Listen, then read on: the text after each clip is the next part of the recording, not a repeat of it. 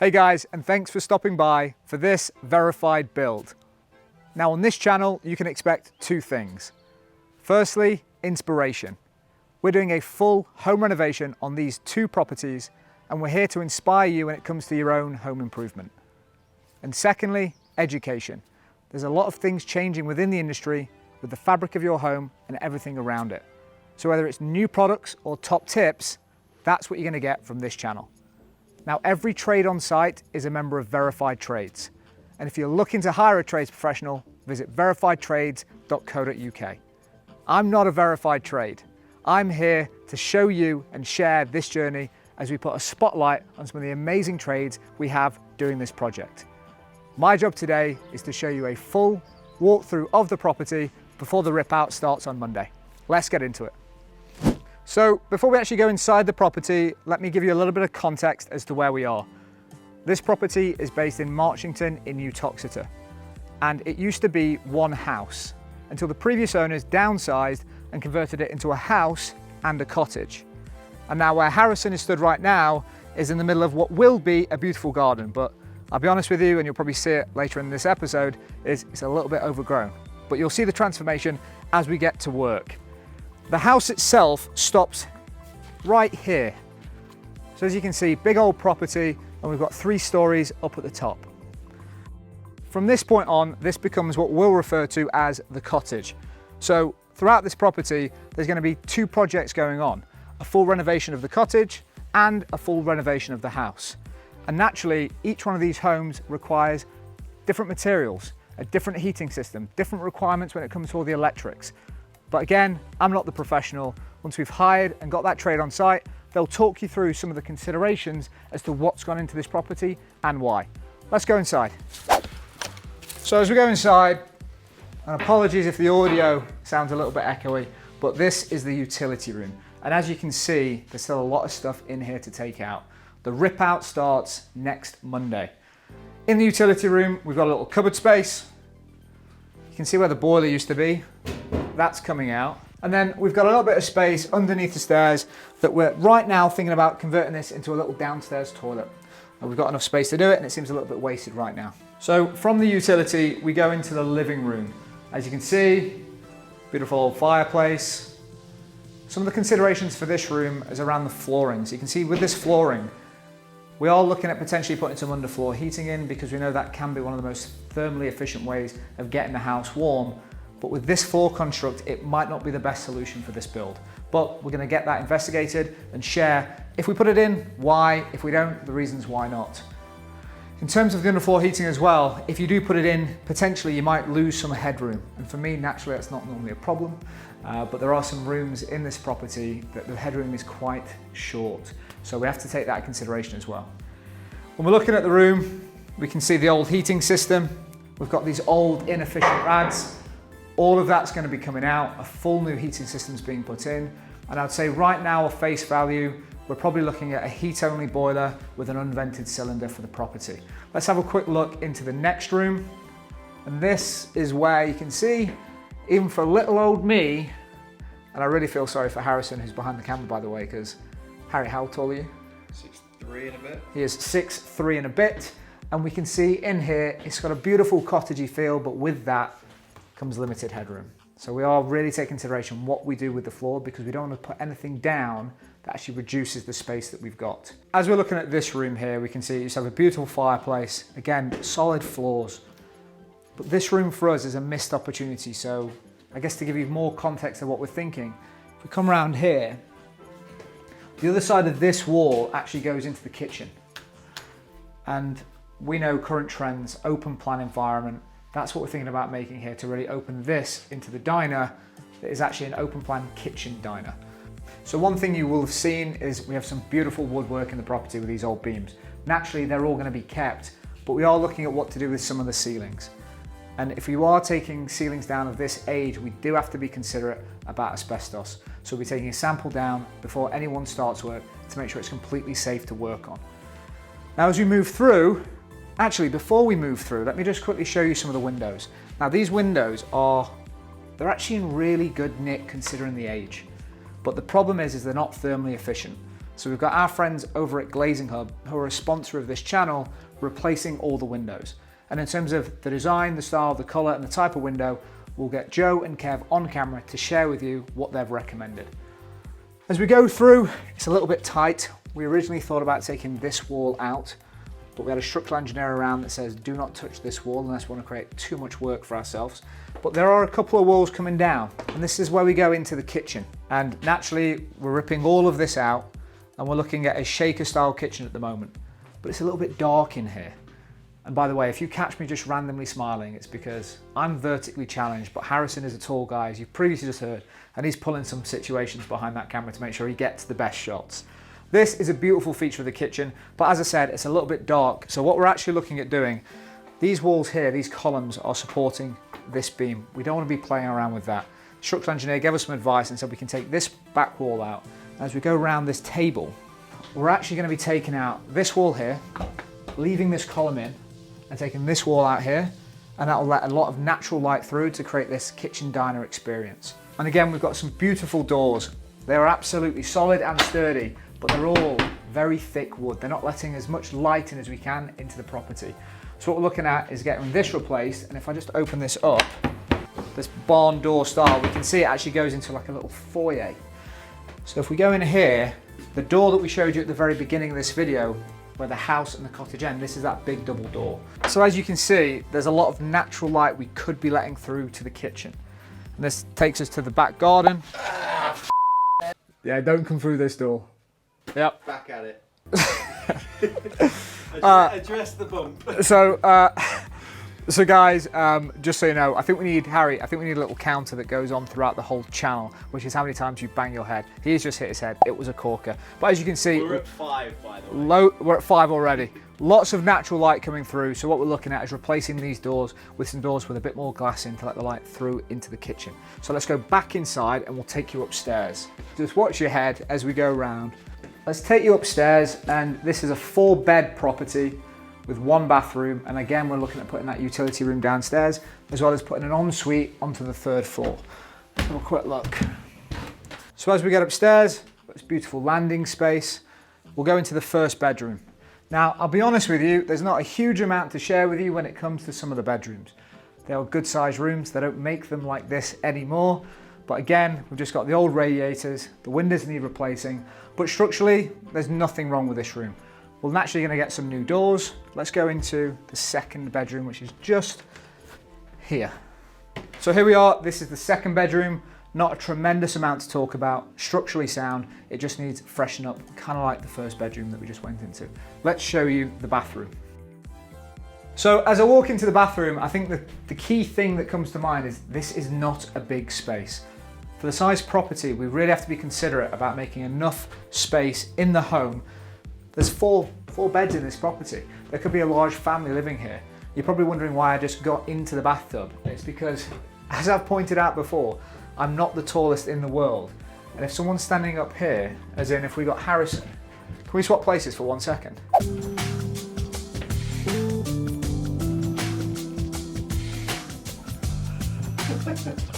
So as you can see, he needs to bend backwards out of the shower to not bang his head. So what we're looking at doing is putting a walk-in shower in this room with no bath.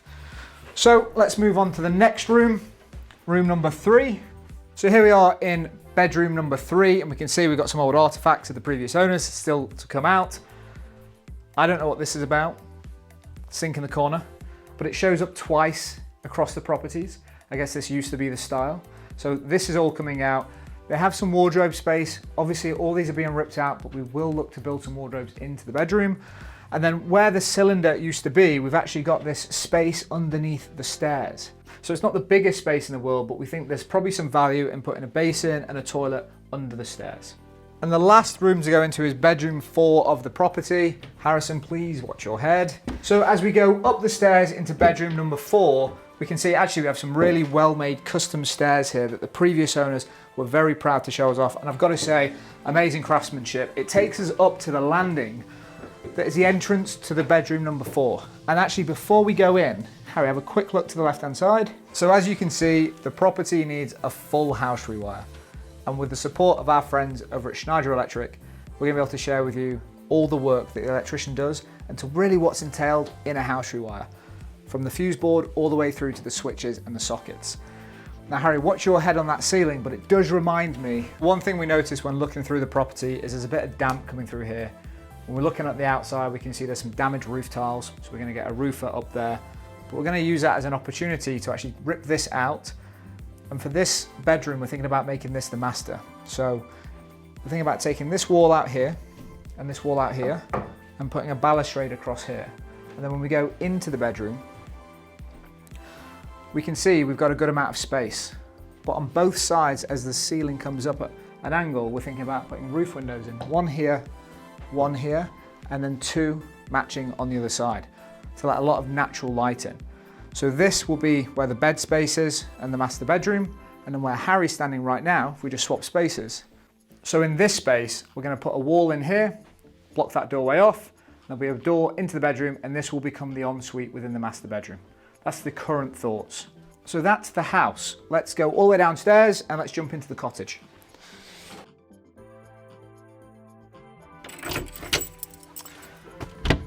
So let's have a look inside. So as you come into the cottage, on the left-hand side, as soon as you walk in, is the small utility.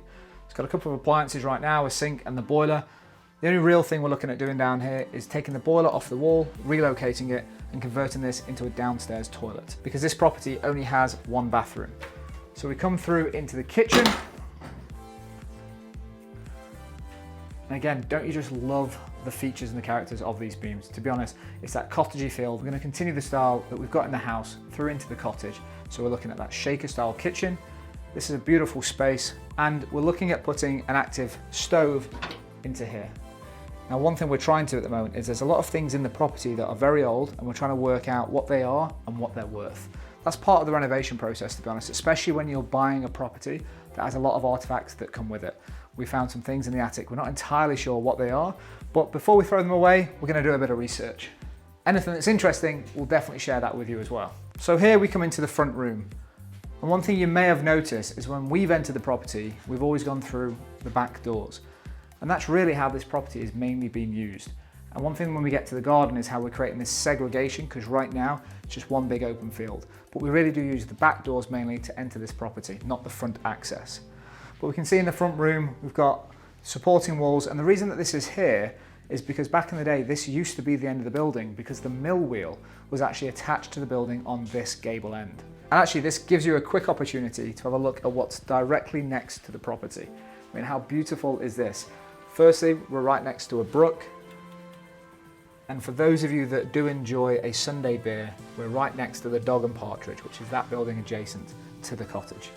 So let's go upstairs, but one thing worth mentioning is these stairs, when we had the walkthrough from the previous owner, is they hired a company to say we need some stairs that twist and turn up to the next floor. And the engineer that came out said it's just not possible. So these were actually fabricated by the previous owner's dad. Now, as you can see, last time we were here, we were doing a little bit of exploration up into the roof. We were trying to work out, firstly, what's up there. Secondly, the state of the tiles. There's quite a bit of work to do on the roof to make sure it's structurally sound and well insulated. But if we just go underneath the ladder, which apparently is bad luck, by the way, into the bathroom. And again, we have a similar situation here. I'm not going to ask Harry to jump into the bath again, but do watch your head. But you can see if I'm standing up and I'm going to say I'm 5'10". Everyone would argue with me and say I'm 5'8". We'll call me 5'9". But you can see I'm not the tallest, but even for me, I'm coming in here and I'm far above where a reasonably sized human being would want to shower. So we're likely going to be taking this bath out and doing exactly the same as what we've done in the house, which is creating this walk-in shower. We're also considering a wet room, but we're waiting on some advice for that right now. So let's keep walking through the property. So first we'll look at bedroom number 2. This one to my right is the master, but here's bedroom number 2. And as I mentioned before, we have a sink in the corner. Harry's getting very good at watching his head into these doorways, by the way. Sink in the corner and a bit of storage space. What we're looking at doing right now is just taking both of these out to create a bit more space in this room. But again, nothing structurally wrong with the room. It just needs freshening up. And one thing I'm personally looking forward to is getting the advice from an interior designer as to what colors, styles, themes we should be doing with this sort of property. I just think it's got so much character that we can't lose it, but we also need to give a new family that modern feel. So that brings us to the last bedroom to look at across the whole property. So as you can see, we've got some storage space, but that is actually against the chimney breast. We're going to take all of this out to create some more space so the new owner can choose what they do with their storage. We have a sink, this is coming out, and interestingly enough, we actually have a shower. All of this is coming out, and one thing we're very mindful of is if we just look in here, we can see that there's a bit of work to do in terms of the fabrication of the floor. Look at the door. Door swung shut. Ghost. As you can see here, we've got a shower unit.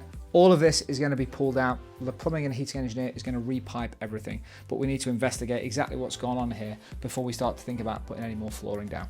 And that takes us to, whoa, this is dangerous, mate. So that takes us to everything within inside the house, both the house and the cottage. But if we have a quick look outside this window, we'll take you outside to show you the garden space. So as you're looking at this now, a key thing to consider is where does the cottage garden space start and end? Where does the house garden space start and end? So we're going to have to create some boundaries. Let's go and show you what we're thinking about doing. Actually, before we get into the garden space, let me quickly show you the electrics for the cottage. And you're probably thinking, Adam, how are you going to show me the electrics for the cottage because we're outside? Have a quick look up here. Look at the state of that. So let me show you the space that we're dealing with outside the property. So you can see we've got a nice long garden, but we do have to create this shared access across the property because the cars will be parking to the right-hand side of me, to the left-hand side of you, and we need to create a shared access so the people that own each of these respective properties can drive around the back without going into the other person's garden. So what we'll be doing is putting a low fence to mark up where your garden starts and finishes, but also putting shared access at the bottom of the garden. So what will happen is someone will come into the property, there'll be shared access down the back, you can go through your gate and enter your garden. If you stay there, I'm going to run across and show you the full length of the garden. So I thought I'd give you a wave because it might be hard to see inside all the foliage, but this garden has got quite some width to it. But one thing that I did notice when running across, apart from being quite out of shape, is the ground is very uneven. So the first thing we'll be doing when it comes to the landscaping is getting an excavator in and leveling it all down. In terms of the style that we're thinking about right now, is we really want to hold on to the character of the property, but also give, from outside to in, the new owners that modern feeling. So we're thinking about getting some 1,000 by 500 porcelain slabs, and that will give a real nice contrast to the character, the heritage, and a nice modern outside living space. So this is it. This is our property. This is verified build 001. And I can't wait to get this build underway next Monday. If you're interested in following the journey, don't forget to follow and subscribe. And if you've got any questions about anything that's being done on the property, jump into the comments. Again, I'm not the qualified trade, but I'm lucky enough to support a community of 28,000 trades that can answer your question. Stay well, speak soon.